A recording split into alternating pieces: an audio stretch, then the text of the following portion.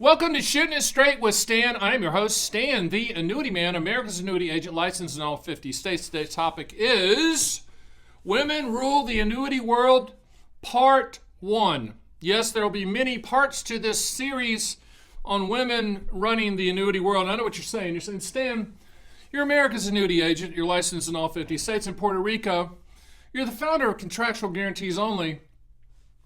Are you trying to tell us that the lovely Christine that's been married to you for 37 years and counting, 38 this year, does she rule the world? Yes, she does. She's co-owner, rules the world, and for all you gentlemen out there that's been married for a long time, you know what I'm talking about. They run the show. But in the annuity world, I think they really run the show. And let me explain what I'm talking about. There's an evil conspiracy. I can't prove that it's a conspiracy, but I think it is, that women outlive men. Can I get an annuity amen on that one? The answer is yes. So if you did a joint lifetime income annuity payment with you and your lovely wife, I'm talking to the males out there, and you and your lovely wife, she's going to live longer than you. She just is. I don't know why, but she just is.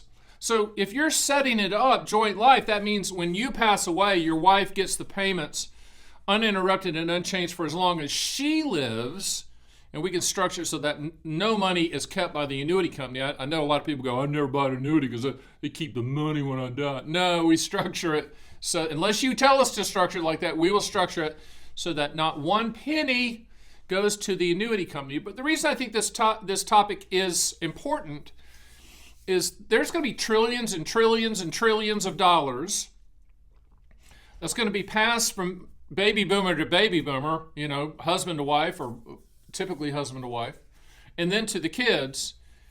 And the first transfer of wealth will be from the husband dying of a massive heart attack because of all the stress that he's been under, and giving all that money to the wife. So this message is to the husbands out there to grab your wife and put her in front of the camera, in front of the video screen, in front of the camera. Don't do that.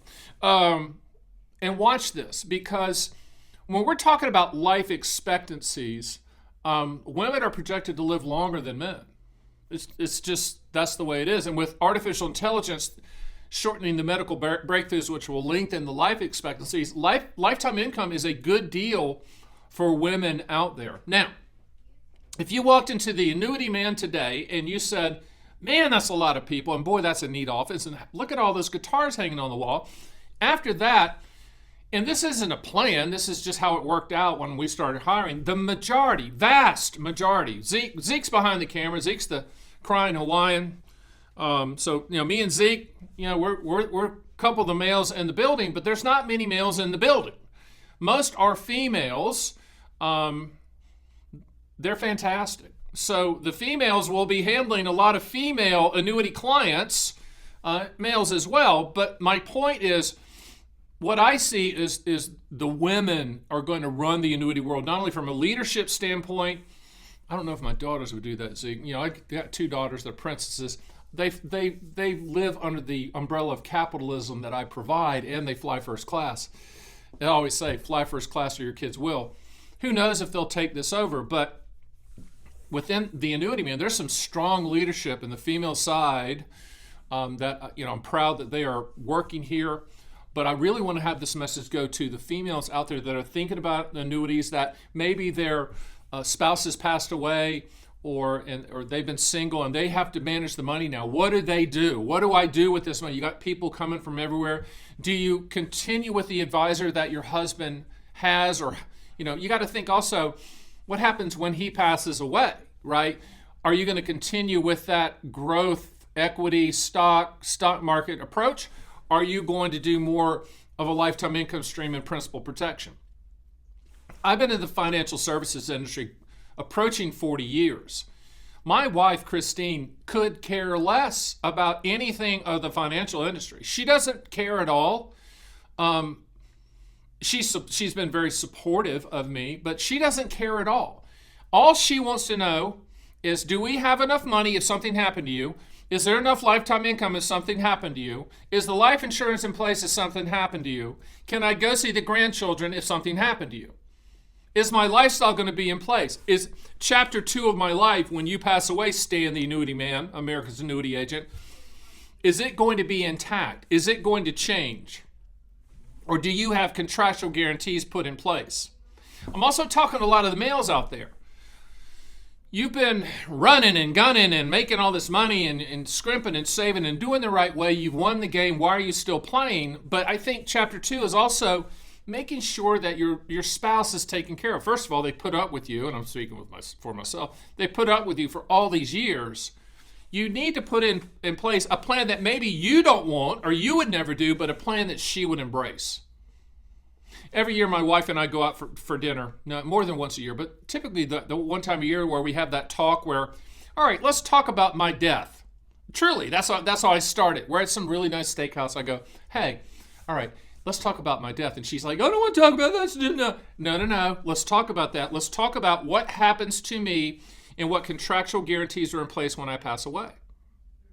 Now, you can do it two ways. You can set it up now while you're still breathing for her, or you can say, when I die, the trust, the lawyers, the CPA has been instructed to buy you a lifetime income stream annuity, etc., or take risk off the table. I'm not being misogynistic at all. I'm not being condescending to women out there at all. What I'm saying is if you're a male out there and married, take care of your spouse. If you're a spouse that's now alone because your partner passed away, it's time to look at possibly setting up a lifetime income stream or more income than what they had left for you. Maybe they left a lot of risk portfolio for you and you don't want that risk. Okay, and then you also need to think about, if you're the female out there and the spouse, how do you set things up for the kids and the grandkids? So a lot of this in chapter 2 is legacy. A lot of this is planning, but women are going to run the annuity world. This is part 1. I'm going to go to part 2 at a later date. But this is part 1 as an introductory, just laying the foundation so that if you're a male watching this with a spouse, you need to start planning for her. If you're a female that has lost your spouse, male spouse, you need to start thinking about you in chapter 2. And if you're both living and watching this, good. You need to start living for chapter 2 and planning that legacy. How do you want to do that? Like for me, I'll give you an example. My 2 daughters, at the time of this taping, 29 and 27, I've set it up to where in the future, they are going to have lifetime income streams start at a specific date. Also, when I pass away, within the trust, annuities can be purchased, will be purchased because the trust dictates that for them for lifetime income. Because I don't know if Social Security is going to be there. That's what I want you to start thinking. Don't be selfish and go, well, I'd never buy an annuity as long as I'm a trader. I'm trading. I can do the stock. Of course you can. Of course you can. But one of the 2 people in the marriage typically could care less about the investment side. They're more relational. And for my wife, all she cares about is the family, getting to see the family, and making sure she lives a comfortable life. My job is to create that. That's my job. That's your job. Take care of it. And if you're the spouse out there and you've lost your spouse, then you need to interact with us, because we are a sales organization. So more annuities than anybody on the planet, but there's no high pressure. We're listening. 2-to-1 ratio, ears to mouth. We're going to listen to you.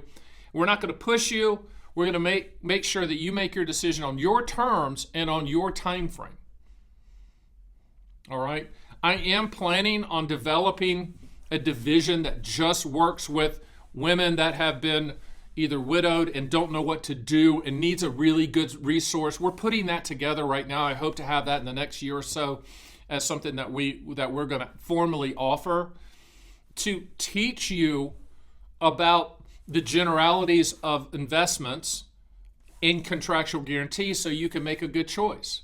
And we'll work directly with your CPAs and lawyers. So Women Rule the Annuity World Part 1, it's very evident. Zeke's over there, yep, that's true. It's evident in the offices of the Annuity Man in Las Vegas.